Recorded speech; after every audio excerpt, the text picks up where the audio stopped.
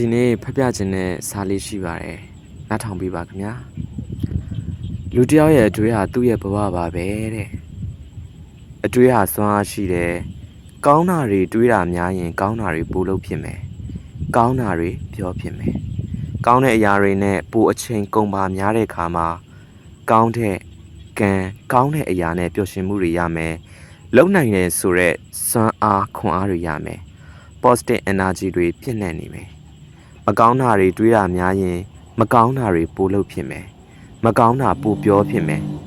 negative ဘက်ကိုရောက်စေတဲ့အတွေးတွေတွေးတာများလာတဲ့အခါမှာတိမ်ငယ်စိတ်တွေဝင်မယ်ယုံကြည်မှုတွေလျှော့ကြမယ်ခွန်အားတွေကုန်ခန်းမယ်တလောကလုံးကိုကပဲအထီးကျန်ဆုံးကိုကပဲကံအဆိုးဆုံးလို့တွေးတတ်တဲ့အထိနှိမ့်မုန်းနေတတ်ပါတယ်ဒါကြောင့်ကို့အတွေးတွေကိုဂရုစိုက်ပါအတွေးတွေဟာစွမ်းအားရှိတယ်ကို့အတွေးနဲ့ကိုဘဝကိုနှိမ့်မုန်းအောင်လုပ်တဲ့သူမဖြစ်ပါစေနဲ့ကို့အကျွေးနဲ့ကိုဘဝကိုတိုးတက်မြင့်မားအောင်လုပ်တဲ့သူဖြစ်ပါစေ။နားဆင်ပေးလို့ကျေးဇူးပါဗျာ။